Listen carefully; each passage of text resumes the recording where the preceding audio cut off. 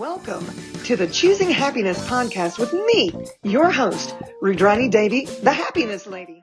Well, howdy, y'all out there in podcast land. Welcome back for another episode of Choosing Happiness. Even wrote a book about it. Choosing Happiness, an uncommon way to find joy in your life. These very pragmatic tools are not mine. I'm not going to take the claim. They are from a movement called Access Consciousness. And the reason why I created this podcast, the main reason is because I'm a very curious person. Because if you've noticed, there's a theme, sort of, but I've had so many different types of people on the show. And this next guest is very special to me. We were fast friends. I think we had this little spiritual connection kind of thing. And I actually met her through work. She worked for country music television at the time, lived in Nashville. And then she moved away from me. She broke my heart. To take a job at Disney. I'm going to put on my spectacles. I got to get my big girl glasses so I don't get this wrong. Yeah. So VP of non-scripted original programming for CMT and then Disney, 15 years combined, right? So, executive producer, specials, live performances, that type of thing was what she was into. And at the time I was a film producer as well. And anyway, I'm going to let her tell her story instead of me, because it's not about me. It's about Miss Claire McCabe.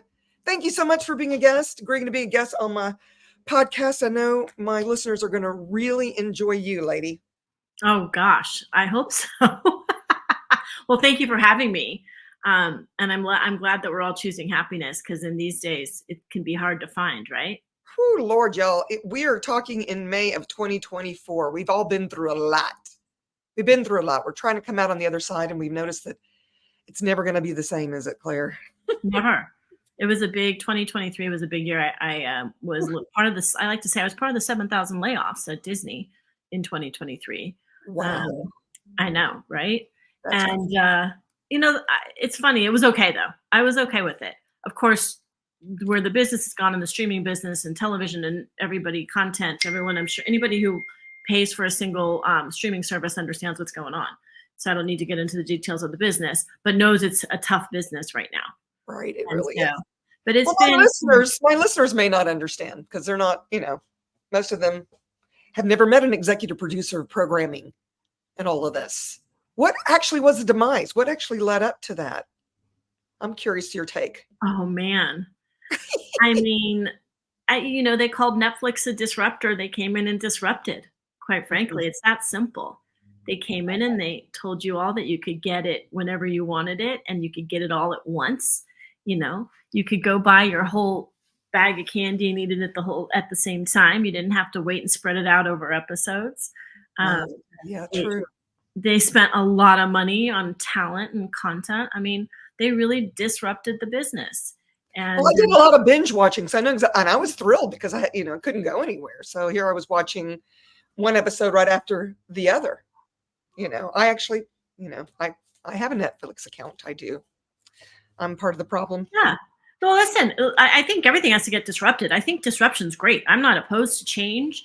Listen, what I say to everybody is change is amazing. It's much more fun when you're in control of it and when it happens to you. But really, change puts you on the path that you're supposed to be on. And if we can all get to that place and be there and go with it, we'll be okay. Right. It's the struggles and the fighting against it and swimming upstream, right? That's the struggle. And I think everybody has that place and that time where you can get yourself centered and go, I'm going to be okay. I'm going to be okay. But then 10 minutes later, you're like, I'm going to lose everything. It's just a roller coaster ride. And 2 days ago, I was ready to take on the world. Yesterday, I woke up going, blah. This morning I wasn't feeling great, went and worked out, and I feel better. And I know I'm talking to you. And, the title of the podcast is perfect, right? Choosing happiness. We do have to choose it. And sometimes the choice is not easy, right? You're like, I can't do it today. I just can't, And then there's other days you're like, I'm cheering everybody else up who can't. So, we just have to live in the moment and be as present as possible, I think. Yeah.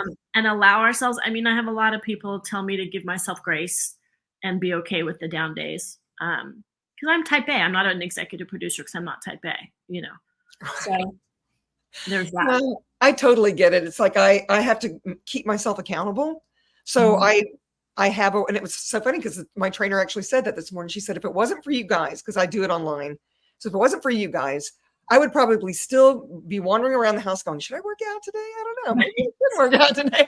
And it's the thing. It's like I get up knowing that every Monday, Wednesday, and Friday, I'm going to get my workout in. And probably 6 days a week, I'm going to be on my treadmill between 9 and 10 so I can watch one of my favorite little morning talk shows. So it's like, it's these little things that keep me in check, that keep, my endorphins going and all the stuff that actually lights me up and makes my body happy. But I know what you mean by those down moments. Right. You choose happiness in that moment. You choose to lay in bed and feel guilty later, which is the case if you lay in bed, or you choose, get your butt out of that bed. For me this morning, I texted my friend, I live in a high rise and my friend lives on the 4th floor. And so we keep each other accountable. She's like, I'm laying in bed. I don't want to work out. I'm like, I'm laying in bed too. I'll see you at 8. She's like, and this was at 7 o'clock. So I gave us an hour. Right. I'm like, Claire, I'm at 7:15. I'm still like messing around, looking at social media, do whatever I'm doing. I'm like, go get your celery juice and get dressed along the way. Right. My gym clothes are on the way. Did that, got my celery juice, went back to social media, put on my shoes, none of it do I want to do. I remember I did this weight loss show at VH1. And it was a celebrity trainer, that helped people lose weight. And it wasn't that lady, was it? I can't remember her name. She was tough though. No, it was oh God, but she worked out some major celebrities, and I'm not going to give out any names. Right. But she said this one specific celebrity who we would all die to have their body would say to her, I don't want to work out. She hated working out every day. And it really made me realize when you look at these people with these fabulous bodies and you read about how they go to the gym every day and they do their Pilates and they do their running and they do their whatever it is, they're spinning, whatever they've got. And you're like, oh my God, I can't. They're so much more amazing than I am. They're not any more amazing. They just hold themselves accountable. Yeah. Yeah. It works for me. I'm a very pragmatic person. Huh? They choose happiness. Yeah, they do. They do. And you can also choose, cranky pants, y'all. Oh, I love cranky pants. Here's the thing about cranky pants, Claire, at least for me. When I'm in it, boy, do I indulge in it. Like I put myself recently on not necessarily a diet, but on an eating program that I was hoping would actually speed up my metabolism. But I had my family here. And so while they were all eating crumpets and all this other shit that I couldn't touch, I'm over there, making sure that I'm eating all my vegetables every day and my certain meats, and macrobiotically is what I'm doing. And the scale's not budging at all. And I'm getting pissed now. And then I went to Mandu, which is my sponsor. I go once or twice a week. I call it the electrocution workout. We'll get into that later. But I got on their little in-body machine and I'd lost 1 pound. Okay, in 2 weeks. I'm like, this is not working for me. 1 pound. But the scale said that I had gained 2 pounds of muscle and lost 1 pound of fat. There you go. I was like, I have been giving myself so much shit. And here, at least, they weren't working out. They were eating the bonbons and doing all the things. And that doesn't make them wrong or right, or me wrong or right. It was just this thing where I finally had to go, you know what? Because I kept myself accountable, it didn't show up the way I thought it would, but I actually progressed, and I'll get back in my stage clothes eventually. I know I will. My body's. I don't know if I ever will. Like first of all, I've never been happy with my body. I was raised not to be happy with my body. I was always a big girl. I'm not a small girl. I'm a big girl. You're a voluptuous girl. I'm whatever you want to call it. I'm not skinny, right? I wasn't model skinny in the 80s when I was in my 20s, teens, however old I was then. I've always been built. In today's world, I'd probably be a little more popular because the girls are more muscular and that's more attractive or is accepted. Maybe that's a better way to use. I'm considered a small person in this. Yeah, and I'm considered a large person when I get, unfortunately I had a near-death experience and I was super skinny and I was in the hospital and I was on a weighted bed and I weighed 111 pounds. Oh, wow. I was size 00. No fat. I mean, it hurt to take a bath because the bones in my butt. Like, it was awful, right? And the nurse comes in and says, don't lose any weight. You're at your perfect weight. And I looked at her like, you're effing crazy. This is not my perfect weight. And I weigh a lot more than that now. And I'm okay with it. Like, listen, of course I want to look in the mirror. And you know what I want to look in the mirror? I want to look in the mirror and apologize to the 19 and 20-year-old to 25-year-old Claire and say, I'm sorry that I thought you were fat and that I didn't take care of you then. Yeah. Wow. So your near-death experience you actually created. Well, no. Well, it's a long story, but I'm just curious because we both have had near-death experiences. You know. Yes. I've had it twice, by the way. Wow. That's when I found out I was diabetic. They diagnosed me at 33 with type 2 diabetes, and then and they had me on medication and things, and it just wasn't type 2 diabetes. So when I was in New York City on a shoot, I woke up in a hotel room on the floor, and the maid had come in, and she said, "Are you okay?" And I looked at her and I said, "I have the stomach flu." Why? She said, "I've been in here 3 times." And I went, "You've been in here 3 times? Call 911." Because I didn't remember her ever being in the room. Wow. So, yes, I was super skinny. By the way, how demented is this? This was the 90s. Super skinny, 110 pounds. I'm like, woohoo, Hollywood, wearing Dolce & Gabbana. I have a great job. It's so much fun. I'm thinking I'm supermodel. Like, I'm happy I'm that skinny. And I always wanted to write the book Dying to Be Skinny, because as a diabetic, you can get to that point. Yeah, wow. Like, there's a whole thing about diabetics and weight loss issues. But yeah, it's pretty bad. Now, today, I'm healthy. My A1C is great. And I don't weigh 110 pounds. I weigh a lot more than that. I'm not going to discuss how much I weigh. That's quite all right. No one needs to know. I'm a middle-aged woman. Like, I'm not supposed to be super skinny. Right. No, I mean, my endocrinologist is like, dealing with my hormones and things. She's like, isn't it amazing what your body will do for you? She just looks at the body as this amazing machine, not as a fat machine, a skinny machine, or anything else. So. Right. I'm a little abusive to my body sometimes. I feel like, you're saying be present. I have a tendency, to let my surroundings get to me. Like my mom is very hyper. And so when I'm in her world, it gets chaotic for me. And I know that if she asks me something, I have a tendency to forget. So if I don't do it right away, she'll be asking me again 10 or 15 minutes later. So I'm that person that, I try to schedule around my mom so that I can get her stuff done and honor myself. Right. So I find that I drag this body along, and, and I'm ashamed to say it. There's been many times where I'm running around and I literally run into a door, because I am trying to get situated before I have to, go do the next thing or get to a doctor's appointment, or the worst is to get my workout in. I've learned now that I got to walk into her bedroom 10 minutes before my workout to remind her that I have my workout, because she'll come out and she'll look to see if my car's in the garage, or because she'll forget what I told her I was doing the next day. And then I end up abusing myself because I'm not paying attention, It was like literally right before the podcast, my long guy texts me and says, I'm on my way. And I'm like, oh crap, now I've got to go unlock all the gates, and need to pay him, and and, and it wasn't until I saw your face and I went, okay, walls and barriers are down, expand out, fill the room, Rue, and have some fun with your friend. Well, and it's interesting you said that. Whenever I trip over something that's been in my house for, bump into a wall, and I'm like, oh, Claire, I know. You need to get present.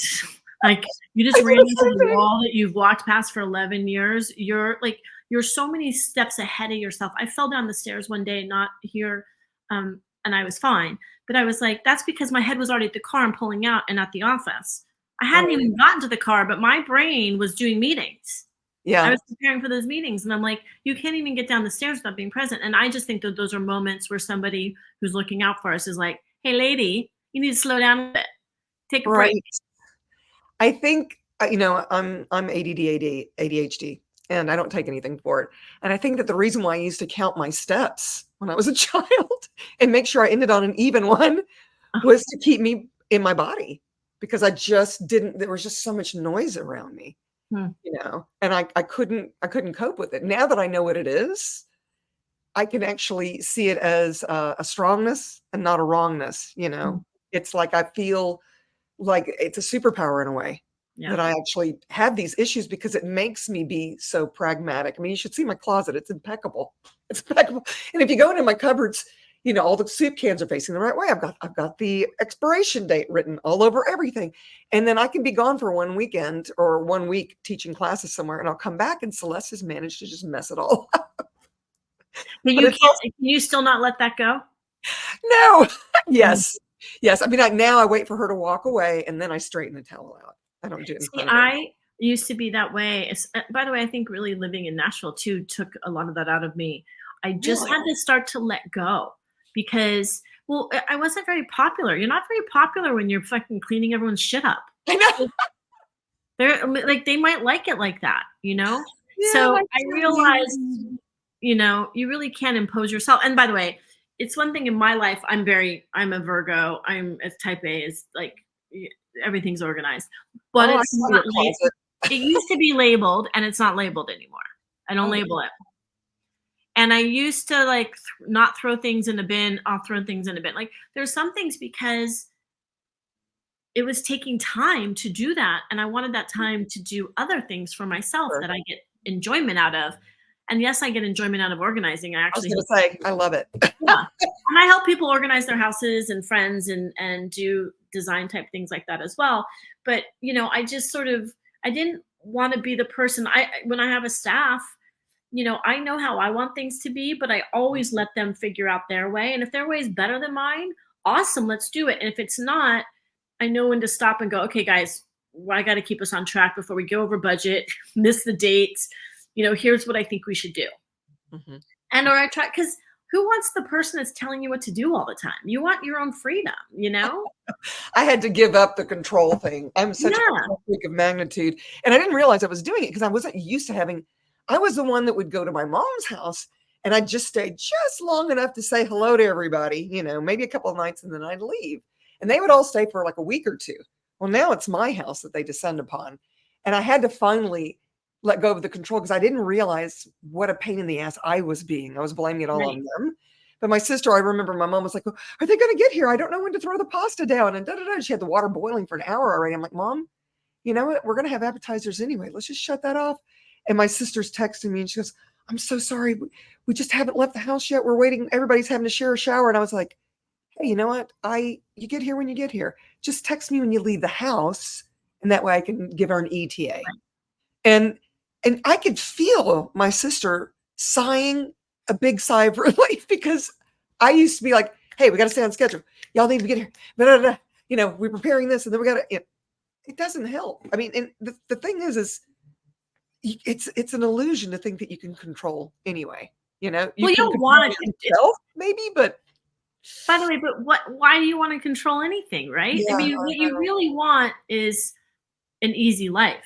So for people who want control, what they need to do to make it easy is get things in their control, right? Because you just want to smooth and cruise through life. Like I don't think anybody wants to be uptight and rigid. And trust me, I work in television with a lot of uptight and rigid people. I mean, there's budgets, there's lots of money at stake.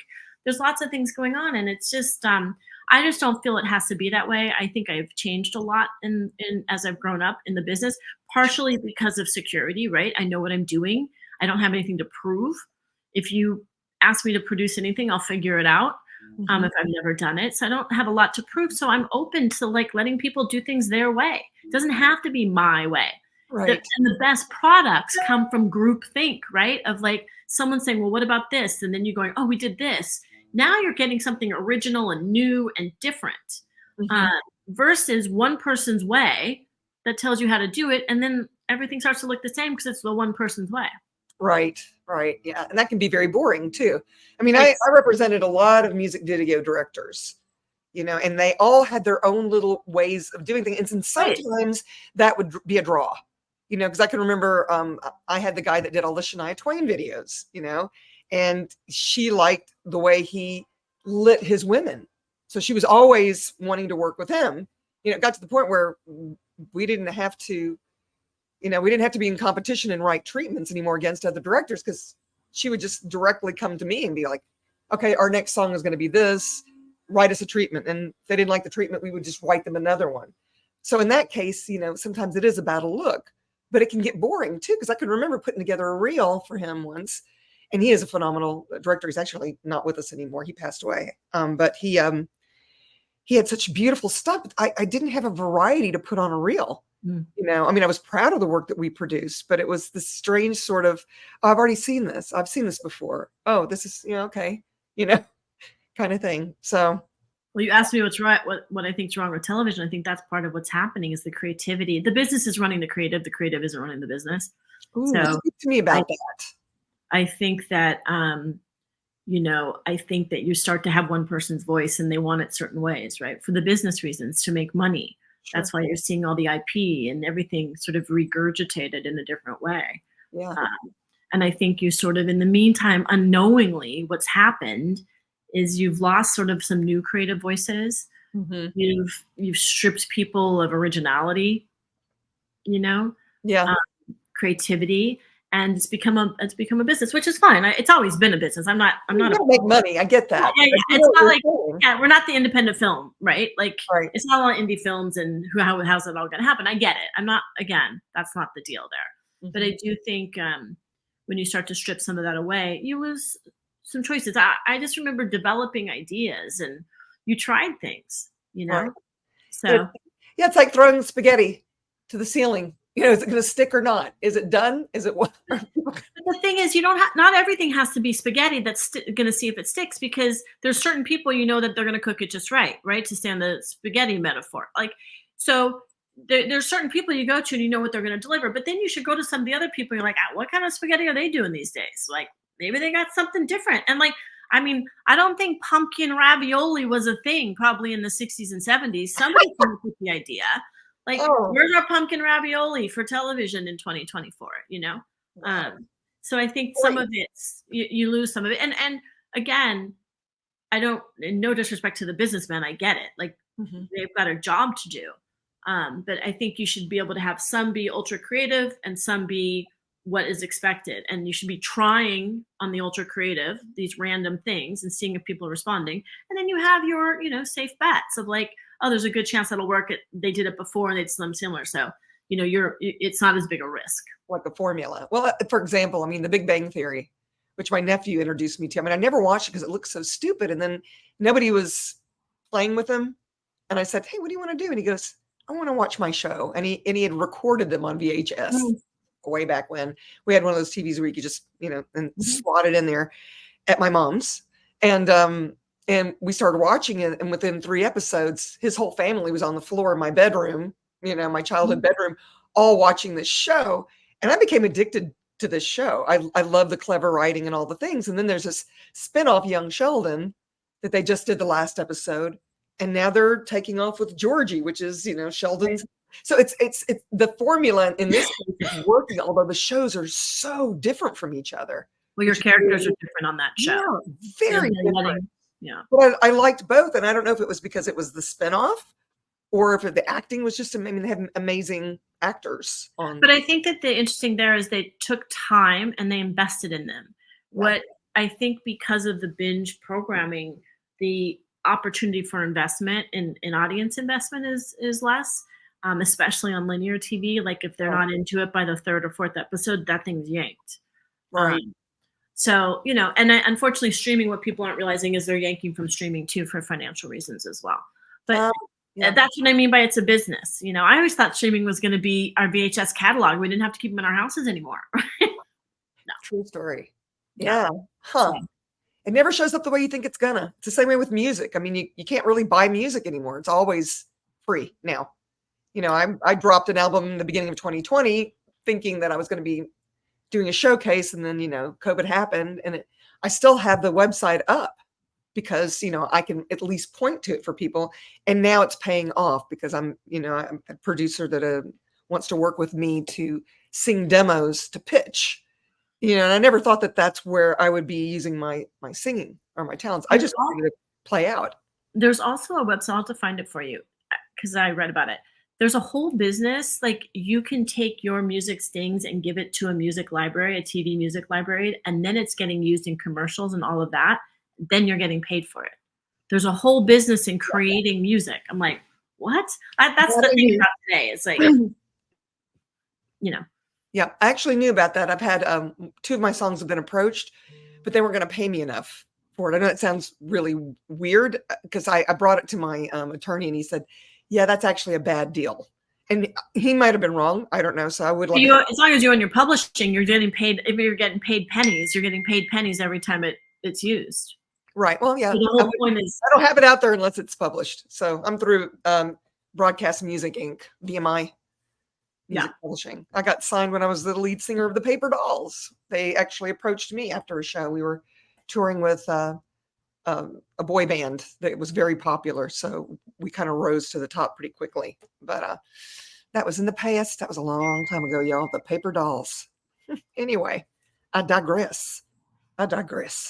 All right. So now you're not doing all of the things, but do you have like one story from CMT days that really stands out? Something that maybe you created and I don't know. Why does CMT? Here's the thing about CMT. CMT. That's what I knew you. Yeah, but it wasn't a career move, right? It wasn't in a ton of households. It wasn't creating masterpieces of programming. I moved to Nashville for the experience, the life experience. Oh. I didn't go, CMT is going to like, I knew it wasn't going to catapult my career just because of the type of programming, right? And that was fine. I went there for a purpose and it served the purpose. I've never been happier in my career. I met so many great people. Friendships were easy. Relationships were easy. I loved the work. I loved Middle America, to put it that way, the flyover states. I fell in love with country music, the people. It was just easy going. And I'm, as much as we talk about control, I'm also the baby of, 3 kids. I never had a choice. So I just know how to roll with the punches and like go where everyone else is going and just show up and then find my own enjoyment whenever I'm told to go someplace and make the best out of every moment. Sure. Because it was never about me growing up. It was always about my, my older brother or sister. So, and my mom and, anyways. But yeah, so, but it served the purpose. I had some fun making TV shows about alligators. I didn't know I was going to hold a 15-foot boa constrictor, whatever, python, some blonde python. There's a photo somewhere. Things like that I did that I never would have done if I was anywhere else. I was hanging out at all the NASCAR races. I love car racing. Yeah. Got to do all of that. So, not every job, and I used to say to anybody who would intern for me, not every job is about growing your career. It's about growing you as a person and what you, and by the way, usually when you're learning, as you realize what you learned when you're done learning. Meaning you stepped away from it. When you're in it and you're going through trials and tribulations and you want to strangle your boss for stupid decisions, you're not like realizing, oh, right, I get it now. You're like it's 5 years from now, you're like, oh, now I get it. Like something happens and you have that epiphany. So it's not like most people aren't in the moment going, right, today I'm going to learn how to work with alligators. I mean, yeah, I had to learn how to not get my hand bit off and how they tie the nose, but I wasn't doing it, Right. So like, again, I took away from Nashville and CMT life experience. And, I bought my first condo, which was a big deal. It's beautiful. I know. Didn't Taylor Swift live on the top floor when you were in that condo? Sure did. So funny, because I can remember when I came in, you had to sign in and put the time and your phone number and all the stuff. And then the pool. Taylor lived there. Gorgeous. You want a favorite moment from Nashville? I'm coming home. I have 2 great stories. I'm coming home from work or somewhere. And there's these 2 people sitting on the floor in the elevator bank where the cars are. And I'm like, oh my gosh, are you okay? Like, because I just saw him sitting there. I'm like, is the elevator down? I had all these thoughts that go on. I'm like, is everything okay? She looks up and it's Taylor. And she's like, she looks at Jake and she's like, he's on the phone. I'm like, oh my gosh. And then I realized I'm embarrassed, right? Because now I'm like, oh my God, she probably thinks I'm like weirdo. And I truly just had a moment, like if it didn't matter who it was.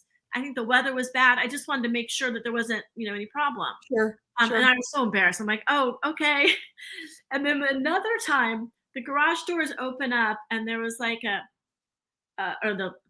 elevator doors open up. And there's like a tall baking rack, one of those silver ones that you put cooking trays on or whatever. And I think Kelly Clarkson and the lead singer from the Kings of Leon. I'm like, the door opens and I step back. So I'm like, what this is like, what's happening? And the lead singer, I'm forgetting his name. He's like, he's like, get in. It is what it looks like. I'm like, okay, thanks. It was just one of those surreal moments in living in Nashville, right? Because there were a lot of people that lived in that building. You'll run into a lot of people. I mean, I would see Keith Urban and, you know, Nikki all the time in Whole Foods or whatever. I remember way back when Keith was with the Ranch, you know, nobody knew who he was, and I would always see him at Bongo Java. And I would always buy him a coffee because I knew he was struggling. And then I ended up producing 2 of his music videos down the road, and he was still struggling because they were still trying to get a name for him, but he was starting to catch fire. And so when I would see him out, he knows who I am. He always takes a minute to say hello. And that's how it is. It's like Reba's, one of the kindest ladies you'll ever know. We did most of Reba McEntire's music videos when I worked for Picture Vision. And I recently saw her, maybe Christmas, and she was having dinner with her boyfriend. And I was there with 2 of my girlfriends, and she was so gracious. You know, I didn't want to disturb her at all, and she made a point of saying hello. Yeah, no, that is the difference in Nashville. I grew up in Long Beach, California, and it was just like a chill, small town, you know. Mm-hmm. And even when I moved to Hollywood when I was a kid, you know, it was just easy. It wasn't, and I worked at Fred Siegel where all the celebrities came through. Everyone was so casual. Right. And that's what I thought of, I appreciated about Nashville as well, is that, you know, everyone was approachable. It wasn't locked off. I know it's more locked off now from what I've heard. It is now. Things are really different. I used to be able to walk into any door on Music Row and be like, you know, here's my music, blah, blah, blah, cassette tapes, y'all, way back in the day. And I mean, there were CDs, but they weren't really developed yet, you know?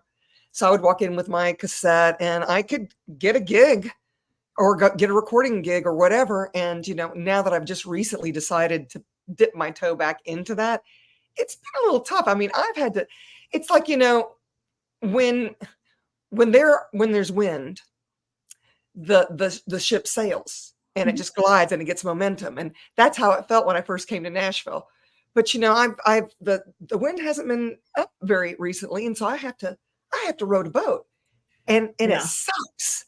But that's the work you have to put into it to actually get there. And I'm using an analogy from a friend of mine, a new friend of mine. I'm going to just throw it out there. Mr. Joe Hand, who gave me this analogy. And he goes, right now you're rowing the boat, girl. Yeah. He's the guy that is willing to actually work with me in the studio again. I did the work. I'd been rowing the boat back in 2018 when I recorded my album. You know, started recording 18, 19, and then was going to drop it in 2020. And he's listening to it because we've already been doing the work. You're prepped and ready to go, but now you're going to have to do the footwork. So I've been going to shows, different clubs, talking to managers, doing whatever I can. I've already auditioned for a touring band. I haven't heard anything. You know, there's so many opportunities, but I'm really rowing my boat right now. It's just like, isn't it? It's so different, Rue, because we're not in our 20s anymore. Right. And so I think there's a happiness with what we're doing it now out of choice. Yes. Right? Because whether you found happiness in it back then or whatever it made you feel, and I'm going to transition us here. I know that we're a half hour in, but I'm going to transition us into, like, last year when I lost my job, I was so unhappy. And I'm like, I didn't even like myself. I'm like, how do I get out of the room with myself? And I'm still in this room with myself. And I was like, I can't even, like, I don't want to talk to myself. I don't want to be around myself. I don't want to dress myself. I'm like, what? So I was like, you know what? The last time I was super happy, horses made me happy. And, you know, as you know, that's when I picked up the phone and said, I want to start riding to a friend. And she's like, come ride. And sort of the rest is history of the last year and me being around horses on a weekly basis and keeping me happy. We're definitely going to talk more about that after the station identification break, y'all, because, you know, I got to pay the bills. So I'm going to give it up for Mandu. It is not a hair salon for men, y'all. It's actually a 15-minute workout where they hook electrodes to your body and it exercises you. Yeah. So without further ado, we just got a 1-minute clip we want to share. We'll be right back. Do is a boutique fitness studio concept, and we are actually the first FDA cleared EMS training workout. And what we do essentially is that we will have a client come in, we will hook them up to a whole body EMS suit, and then we perform a workout on a medical grade device called an eFit device. And that device will send an electrical current to their body through electrodes in these suits that we put on them. And this electrical current is just basically stimulating the electrical current that you already have inside your body. So everybody is made up of electrical impulses. It's what helps you walk, helps you move. We're tapping into that and making it stimulate it more to where we can cause a muscle to actually contract involuntarily. So we can actually create resistance without adding a load to the body. So that is why we, as you see online, it always says ultra low impact. It is scientifically proven. It is absolutely ultra low impact. And we're back. Howdy, y'all. I'm with my good friend, Miss Claire. We've been discussing our past lives within this one. Hers, both of us were in production. That's how we got to know each other. And I love that we've reconnected. We're actually even looking at a possible project down the road that is a documentary. You guys have heard me talk about it before with Julie, who's been talking to Claire and me as well about creating that. But, that's not what we're here to talk about in this 10 seconds. So I want to know more about, you had this, I guess, aha moment. You're like, I'm sick of me. How am I going to do me now? Because I always did this. And now I can't identify with that. And it wasn't liking me. I mean, I get it because I sort of went through the same thing during COVID where I was flying high, and then 2023 smacked me in the face so hard. And I'm so grateful that it did, because I'm coming back to me again. Even with my clients, I'm doing things that I used to do before all that went down. And they're saying, "Oh, I'm so glad you brought out your tuning rod or whatever." Yeah, I forgot what they're called. Those little rods that you can detect water with, and that I'm using my essential oils again and all the stuff that was innately me doing me. So part of me is going back to that, like with the singing. I mean, I had my first paid gig for me, my stuff. And it was so much fun. And I was like, wow, I forgot. I didn't appreciate it back when it was so easy. I was always bitching and complaining about it. But I think age has a lot to do with it as well. And I think my voice has matured also. I think I'm a better singer now. And I don't get embarrassed and, stuff.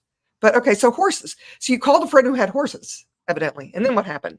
Well, I called this girl that I knew rode. And I'm like, hey, you ride? And she said, yeah, do you want to come and ride? And I said, sure. I haven't ridden in I don't know how long since I had taken a lesson when in my 30s. And I just got busy. Mm-hmm. Actually, I shouldn't say I just got busy. I prioritized being busy, and I prioritized my work. And so I hadn't been spending any time with horses. So I went over and rode with her. And then we posted a picture of where we rode, and the girl who I worked with at Disney was like, hey, that's right by my house. She texted me, where were you? And I'm like, I don't know, like Hanson DM? She was like, that's where I ride. So long story short, it turned out that she lived, if the crow could fly, 5 houses from each other. The two of us. Wow. But there happens to be a street that's windy, so it's not that easy to get to their houses, and the horses, and my friend at Disney rides trail rides with her horses, and the other girl's more of an equestrian that does showing and eventing and things like that. So they're not ever in the same circles with their horses, basically. Right. I've seen her out in the trails and that sort of thing. But long story short, we all rode together, and when my friend at Disney saw that she felt like I could ride, I wasn't just I actually knew what I was doing. They felt safe enough to put me on her husband's horse. So whenever her husband goes and plays golf on a Saturday or has something he has to do, I can go ride with her. And funnily enough, I think it's probably good for everybody, right? Like he can go to play golf and not feel like he's not riding. I can do it. And then, it's the smallest things. And anybody who's been around the power of horses, their energy understands this. I would call and say, can I just come over and be with the horses today in the middle of a Wednesday? Because I'm not working, I'm unemployed. Mm-hmm. And there was plenty of times I sat there in tears, and the horses just walk up to you and they drop their head in your lap. Yeah. And they know. Last weekend I was there on Saturday, and her horse, I sit on the mounting block, and I just sort of hang with them, right? I just sort of sit in their presence, and I scratch them and stuff. Her horse came over, put his head over here so hard on me. He was giving me the biggest hug. like he was pulling me in, and he just knew I needed it, you know? And I remember as a little girl, my pony would do that to me. She would give me big hugs like that. So it's pretty amazing when it happens. And, you know, I just sort of hang out with them, and, you know, they make me smile. They make me cry. They make me remember my childhood. They make me remember my happiness and that freedom that we had as children that we put away when we go and get employed by employers and have to become something that they want us to be, which is fine. But, you know, then there's that other side of you. And I never found, I probably wasn't very good, or I wasn't good. And a lot of my friends will laugh when they hear this. I wasn't good at balance. I wasn't riding horses and working. I was working, working. And, you know, in the end, work spit me out. So here I am. You did love what you were doing, though, when you were working. I loved being a film or you know, music video director or a producer and that type of thing. I loved being a part of the creative team, you know, as far as picking the location and all of the stuff like that. So I totally get it. And horses, oh my goddess, I wanted a horse so bad growing up. I remember my mom told me that they were going to get me a horse for my birthday. And then my dad, you know, said, no, we can't afford a horse. We can't give her a horse. You know, I'm one of 6 kids. I'm number 5. I was, you know, almost the last child, and did what I was told, all the things. My mom tells a story about when I was 4 years old, she couldn't find me. And she's looking around, and we lived right off a turnpike, and on the other side of the turnpike, which these were the gates literally leading into Oak Ridge, Tennessee, which is it's called the Secret City because, you know, it's the home of the atomic bomb and all the things. So there's this farm. We're out on, you know, the periphery of Oak Ridge, and she's looking for me, and she sees me across the street standing under a horse, petting its belly at age 4. She panicked like crazy because there was all this traffic, you know, and all the world did her baby get over there. And so I always had this thing, you know, for tadpoles. I would bring tadpoles home, and, you know, such a tomboy. But I hung around so much that I got to know the people that were riding, and that's how I learned how to ride to begin with. And I remember Popcorn was a foal of someone's horse that I named it Popcorn. Let me name it Popcorn because it had little spots all over. And I really wanted this horse. And my mom had, you know, said that they were going to get it for me. And I eventually ended up riding Popcorn and all that. The farm isn't there anymore. But what happened was my father had said, no, we can't afford it. And so instead of the horse, I got a bicycle. And that was fine too. I rode the bike everywhere, but I grew up riding. I did. And I learned Western and English styles. I wanted to be a jockey, but I was really actually too big to be a jockey. And I'm not a big person, but jockeys are tiny, y'all. Tiny. They have to be like under 100, which I was under 100 pounds at the time. I'm not terribly much over that now, but still, it was just this thing where I loved them so much. And then when the farm went away, because they ended up building apartments across the street, I had a paper route, and I would use all my money to go riding in a place that was about 30 minutes from where I lived. My father would drive me, and I would get a Fanta, an orange Fanta, you know, that you pull the bottle right out. And I would go riding, and Big O was my favorite horse to ride. And that horse knew me and would come up to me and do exactly what you were talking about. It was like, they would try to put me on another horse, and she'd come running up to me. And she was a big horse. They didn't want me on her because she was so big, but she was so gentle with me. You know, I remember one time they didn't do the saddle tight enough, and I started to slip, and she turned her body so that I wouldn't fall off. And I knew it. And then I dismounted her, and I tightened because I had learned how to do it all, and got back on her. And they were like, we've never seen her with anybody like that. And the same thing happened recently in Bleeberville, Texas, where I took a class, and they had horses you could ride. And I fell in love with a horse called Hollywood. And that would have been perfect. You know, here I'm a singer, and I'm riding a horse called Hollywood. Anyway. Well, you can name it whatever you want. So if you get a horse, you can call it Hollywood. That's true. That's true. I never had a male horse, you know, before. So this was different for me to have a male horse. It was usually female horses, or some just so happened that I would always bond with a female horse. Right. My pony, when I was a little girl, I had a friend who had horses, and they gave me a pony for Christmas. So I got to call her my own. Right. I didn't pay for anything. But when I would go there, I'd go ride her. And she was the first time she rode me right through a bunch of bushes, and I fell off, and she went home, and I had to walk all the way home. Like, she was not a friendly pony. Oh, right? My goodness. And That makes me sad. She quickly learned that I was her person, right? And so this other time we were goofing around on the ponies and cantering, and somehow I slipped off. I'm like, my friend's like, "What happened?" I'm like, "I don't even know," right? Like I just like plopped off while we were galloping. Well, my friend knew something was wrong because she turned around and my pony had turned around and came running back and was going like this with her nose while I was laying down in the dirt, like, "Get up, get up." Right. Came back.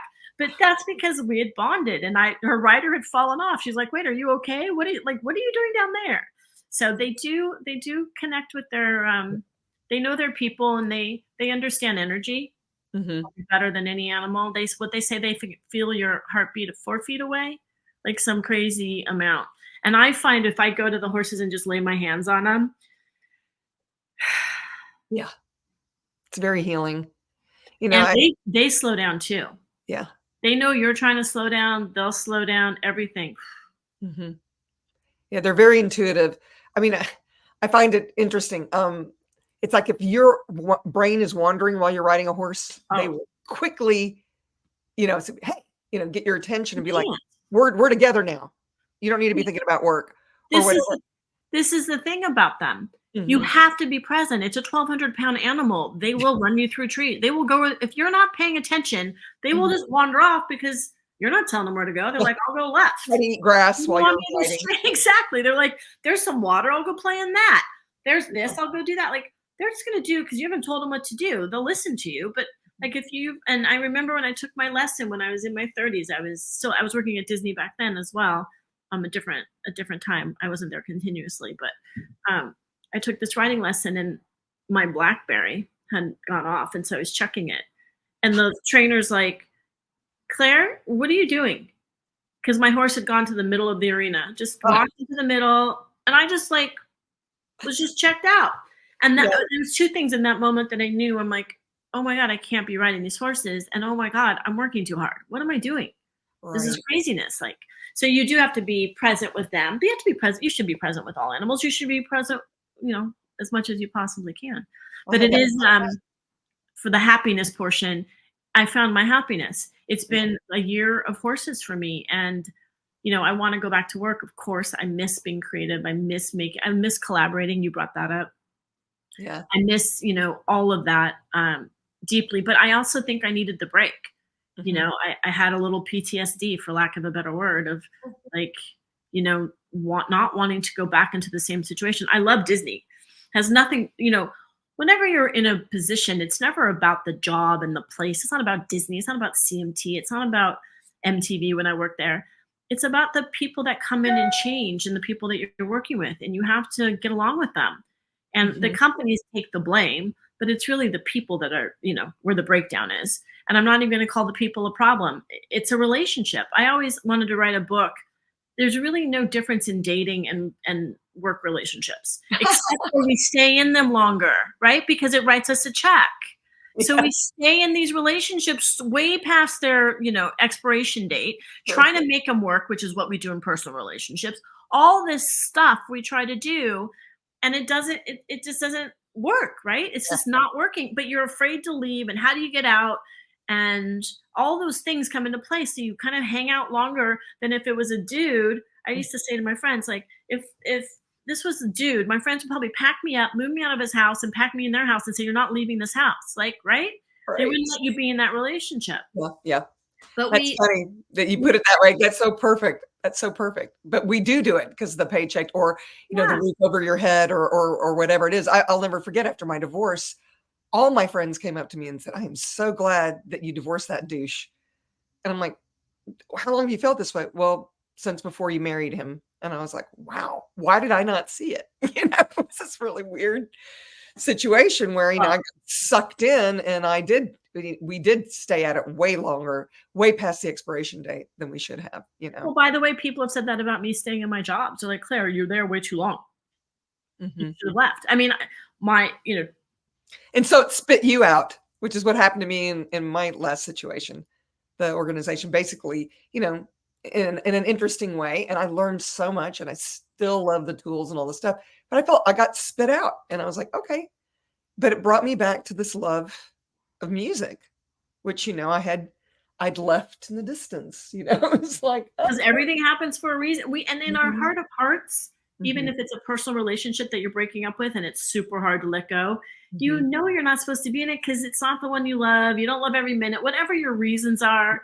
It's just, and so, but you go surround yourself with your friends in your spare time then. But in work, we kind of hang out thinking, well, maybe it'll get better. Maybe there's a new boss, a new mandate, whatever it is. And, Mhm. did I want to leave Disney? No, I didn't want to leave Disney. Of course I wanted it to work out. I loved working at Disney. Disney and CMT have so much in common. You're talking about the middle of the country that enjoys it. Obviously, everybody enjoys Disney. Mhm. But and you're making happy programming. There's Right. no drama. There's drama because you create drama, but it's not dramatic, right? It's not some of those other shows that are out there. So, and I worked in some of the crazy dramatic ones too that are insane. But yeah, it all happens for a reason. And maybe it was for me to find horses. Now I'll find a job and I'll be able to balance the two. Sure. I'll be able to have them both in my life. Sure. I agree with that. My goal, is to be, listen, if I could produce programming around horses, I would be doing it in a heartbeat. Well, there's an idea. We have a lot of horses in Nashville too. There's a girl that I follow in Nashville, Katie Van Slyke. I'll give her a toss because she's awesome. If you ever find her on social media, she's so fun to watch. She's got a ranch out there. Cool. Does she live in Leapersford? Does she live in Leapersford? I don't know. I think she might be Nolansville. I'm like, that's people out there as well. And I met somebody else who I'm working on a show with who packed up from LA and is starting a farm out that direction as well. So and then there is horse programming. There's channels, they're not considered television channels. They're, direct to consumer DTC channels where you can go watch them online or different places. So yeah, there's something for everybody. And I would love to be able to get in there and mix my two passions and music, all of that stuff. Last Friday, Kid Rock did a big Kid Rock's rodeo and there was music and bull riding and barrel racing. And it's funny. I'm actually auditioning with a band to be one of his house bands, to be the female lead. I don't know. Just putting it out there. I think he's still in Nashville, right? Yeah. Yeah. We see him around, and he goes into his own club. So a lot of the artists now, you've got to come at least for a visit, have their own clubs. And a friend of mine did a writer's night, Kent Blasey. I don't know if you know him. He co-wrote a lot of Garth's big hits. And he did a show with 4 other songwriters, 3 that I recognize. One was a younger guy that I say younger, he's in his late 30s, I guess, but I didn't know about him because when I was doing singer-songwriting, it was, when Nashville was, like I said, you could knock on a door and go in. There wasn't a lock and 2 doors to go through and a police officer to make sure you weren't, going to cause trouble. But so it's been a lot of fun, and I got my first paying gig at a restaurant with my stuff, and just so much has been happening leading me back, and I'm like, oh yeah, I remember now why I did this. You love those 2 or 3 hours that you're performing, because when you're doing that, it's not like a concert where it's just 2 hours maybe and then you're done because you got an opening band or whatever. These clubs, they work you hard. But those 3 hours went by so quickly. And the guy that I did the show with, he just did a lot of covers that I knew, and I just jumped in. So when he would sing, I was doing the harmonies, and they want us back, and it's his band that's doing the shows and stuff. So I'm hoping. Don't you think happiness is being in your 50s and being able to act like you're 12? Well, bye-bye 50s. Yeah. Do you know what I mean? But do you know what I mean? Like, there's the best part about getting older, which is whenever I talk to women that are younger than me, that, they're not sure. In your 30s, you're figuring it out. In your 40s, I was in Nashville in my 40s. I loved it. Like, I couldn't have been happier. And now in my 50s, I'm like, now I feel like I'm regressing. I'm like, I want to go do everything I did, from 12 on. Like, I want to go and I feel, and I have the capacity to do it. I feel energetically fine and healthy, and my diabetes is under control, and, all sorts of things. You know now. You know what works for you and what doesn't work for you now. And it's interesting. It's like I got along with these guys so well, and I know what it's like, when you're touring, you're doing it all for that 2 or 3 hours.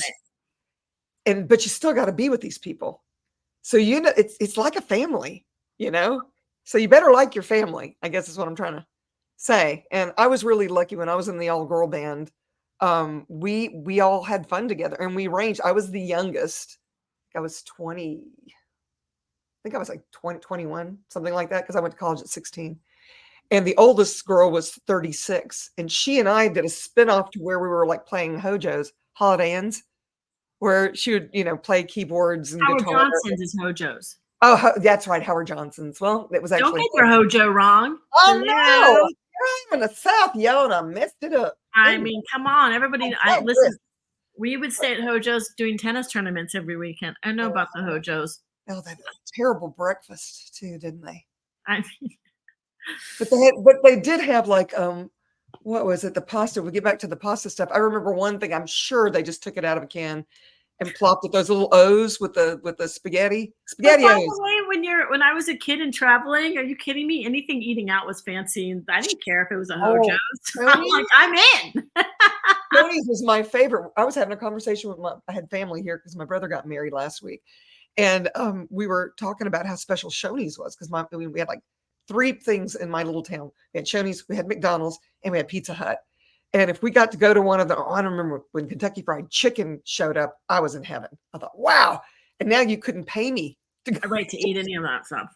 Yeah. But I mean, remember, we would get one of the desserts. We might get one. They had like 2. They had the brownie with the ice cream and the brownie and then the ice, and then on top with the whipped cream, and the fudge sauce would go on that with the cherry. We'd all fight over the cherry. And so they got to where if we did come in, they make sure there was enough cherries for all of us.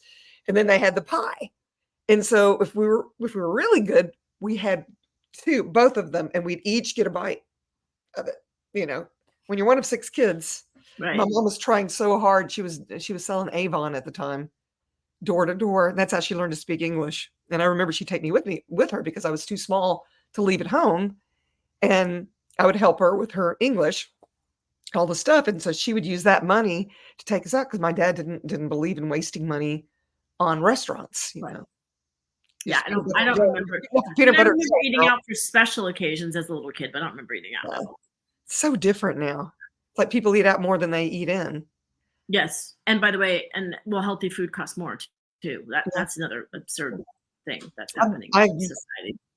I'm actually making my own bread now. I mean, from the very beginning, I'm milling it. Taking the wheat berries and milling the wheat berries. And then I had this bread machine that kneads it and can cook it, but I actually like to make little knots out of it. And so much fun. So weird. I'm such a weirdo. The things that thrill me, eating my own bread. I remember I was on a call with somebody and I said, I hope you all don't mind. I'm going to have my lunch. I didn't have to really speak. And then somebody said, that looks really good. And I was so proud of my sandwich that I held it up on the plate. And you could see the sprouts and tomatoes and all the, the melted whatever. And they were like, man, what is this? I made this here bread. I did. And it's good. It tastes so much better fresh like that. Like nothing I've ever eaten. Except for when you I definitely gave up when I was diabetic. I mean, I don't not eat it, but I don't eat it. I don't eat sandwiches. Well, I just try not. It's just not healthy to be eating it all the time. Right. And then I eat sourdough. There's different things. So it's one of those things that. But my sister is she went in a big baking bread thing situation during COVID. Everybody did though, right? I didn't. I was like, the starter. What? I was like, I can't. No. I started in February when I was trying to figure out what I was going to do with my life again. And I knew I was going to keep the podcast just because it's so much fun for me. And here's the other thing. I love jewelry. I think you knew that about me. Yep. Like the good stuff. And so I'm working at a jewelry store one day a week. Right. Because I needed something to get out of the house. I can be around pretty things. And the last time I was there, I was only there for 3 hours and made the second highest sale, almost $6,000. And it's like, it's so easy for me to talk to the gyms. Like it's like talking to horses because they have an energy also, I'm horse sitting next. Sorry. I'm horse sitting next week for a friend and nice. I can't wait. I'm like my, as you know, I'm getting my bathroom remodeled, whole other drama, but that starts. And of course it's starting when I'm horse sitting, which is 20 miles away. I'm like, oh yeah.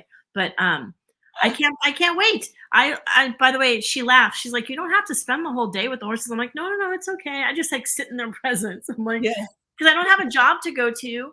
And so I can take my computer. I can sit outside. I can work outside. I always just like to go check on them and, give them pats and hugs and loves and, everything else. I love it. I'm going to have to come visit you and go riding with you. And I haven't been to LA in forever. And I used to be there. God bless America. I almost bought an apartment there because I was there so much. It almost didn't make sense. And so we were going to, as a company, buy an apartment. Oh, yeah. With different directors and producers, and we could all stay in this one apartment or whatever. And then that got kiboshed. But Tom Oliphant had a condo in my building where I ended up living for that same reason. I think his company had bought one. And I remember when I moved here, he's like, wait a minute, I think that's where we're trying to sell our place in there. And when I first moved into my building, they were trying to sell a lot of them. It was empty. Now you can't get into it, but. That's so funny because Tom Oliphant used to live 2 blocks away from me. And I don't know if you knew this, but I used to rep him as a director with a collective. Yeah. So funny. Then I heard that they moved to LA and that he started a different production company after his partner passed away. I haven't talked to him in forever. He was on one of the shows I did in Nashville while I was working at CMT, but I haven't talked to him since. Yeah. The director that passed away was Stephen Goldman. Yeah, Stephen Goldman. And that was Tom and Stephen hired me to work for them.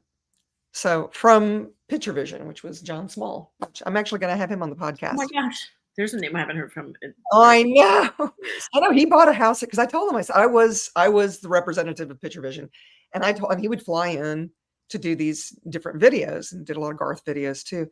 And I basically was like, he did all Repas. And I was like, you really should just live here. The cost of living is a lot less. You've got a small child, school's here, she'll get more attention, blah, blah, blah. So they did. They moved here for a while and kept their apartment in New York, and they would go there and then, seasonally. And they lived on Long Island down the street from Billy Joel. And so they were really good friends and all of that. And I feel like I'm just dropping names everywhere. But let me just get my broom out.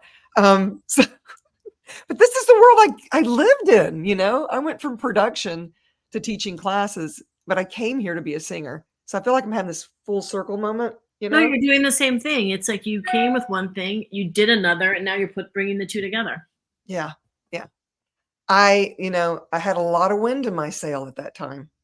I sure did. I would think it'd be interesting to find out what people feel like, because I think as kids, we're usually doing the things we want to be doing, right? Parents drop you in every sport these days, but you usually pick one, right, that you like more than others. And so, and I think that's natural. It just sort of naturally happens. And most kids find something they naturally like. And I wonder how many people go through life and then come back to that. I mean, you hear a lot about it with men in their 40s who go back to their bands from high school. Like they all get back together and play in a band. So I think it's maybe just a normal sort of circle of life where you kind of make your money, have your family, whatever it is that you're doing. Then you're like, and now I'll go back to my childhood. My first love or whatever it is. Yeah. Because I have, like I said, I've been, rowing my boat and lately been going to all these clubs, just to see the stage, listen to the sound system, and they've all improved so much. I mean, it's even more climate controlled because I used to practically be naked on stage just because I was so hot, right? And now I'm wearing a wig and whatever. But I would have people come up to me and go, "Oh my God, why aren't you still singing? Weren't you the lead singer of the Paper Doll?" I mean, it happens now almost at every place I go. Recently, and you know who Big and Rich are, right? Big Kenny. So I was at a karaoke night, and the Sutler closed down, and this guy that used to work in the mailroom at MCA Records, I actually recognized him, now owns it with his wife. He went to LA, came back, and they do karaoke the second Tuesday of every month. So that's another one of my jobs. I go and I sing backup vocals for the people on stage, and I go up and I sing songs also. And so I'm singing a song, and Big Kenny comes walking in. And he goes, "And that's where you need to be, girl." Because we used to do guitar pulls back in the day. That's another guy that was broke. And I used to give him little odd jobs. I need to move this piece of furniture onto a set for a video I'm doing. Or do you want to be a PA, and work on this one? I'll pay you $100. And I would take him out to, get a burger or whatever. And he never forgot that, But he was always like, "You should be singing. You have a better voice than I do." And I got tired of being poor, I just didn't want. That's what took me out of it. But he was like, "That's where you should be." And the owner, I come down, I go to talk to him, and he's hugging me, and the owner's like up his skirt, right? And he goes, wait a minute, I'm talking to my friend I haven't seen in a long time. She introduced me to my wife, okay? Which I'd forgotten all about. We did a video for them, and their regular hair and makeup person wasn't there. And so I hired her, and they fell in love and got married, had a kid. I still think that there's a show with John and Big Kenny. They're not together anymore. I don't think. Are they performing together anymore? I don't know, but like when I was at CMT, John Rich just belongs having his own TV show. But that's in my opinion. Yeah, yeah. And when I brought it up, I got scolded. Didn't they do a show? Or he did a show? He was on Trump's. Okay. He was on The Apprentice. That's right. I remember going to his house for the post party because you remember he's got that bar in his house. Yes, I do. The Apprentice. It's that house built on the very top of that hill. It's got a beautiful view, y'all. I know. We're getting into a whole nother podcast now. That's separate. But I by the way, I think that's one thing about musicians for the most part. I think the other thing that brings me happiness, just to sort of bring it full circle and touch, I get so much joy when I see people happy. And when I see guys that when they're like, whether they're doing stupid dude tricks on bicycles or skis or surfing, like whatever that passion is, they can't help but be like 12-year-old boys. Mm-hmm. Like that makes me so happy because it's tapping in so deep into just a freedom of happiness. Yeah. I love making people happy to see them be happy. Sure. Like it's why I love watching sports. Even when, we did do a show on the PBR, we were out on the rodeo. Mm-hmm. Those guys are like for 7 seconds about to die. And one of our characters almost did. Right. And it's like, but they're so happy. You can't help but smile the whole time. They're just loving everything you're doing. And if everyone could find that, especially right now in America where it's so divided and everyone's so judgmental, just don't be judgmental and let people be in their happiness. Why do you care? Yeah, I know. It's like I have a very divided household, and I don't go for either side, Democrat or Republican, but they're always kind of poking the bear with each other. And I'm like, hey, listen, if Trump works for you, great. Hey, if Biden works for you, great. Whatever. Far be it from me to tell you who to like or not like for whatever reason. I can have my choices. I still get to make my choices, but I don't need to voice them and argue with you about it because it's not going to change what you feel. Right. Because you feel what you feel. And maybe I'll throw my 2 cents in and vice versa. Yeah. But I've never been an arguer. I don't fight well. Both my parents are tennis pros. I'm not competitive. I don't know how I was born to them.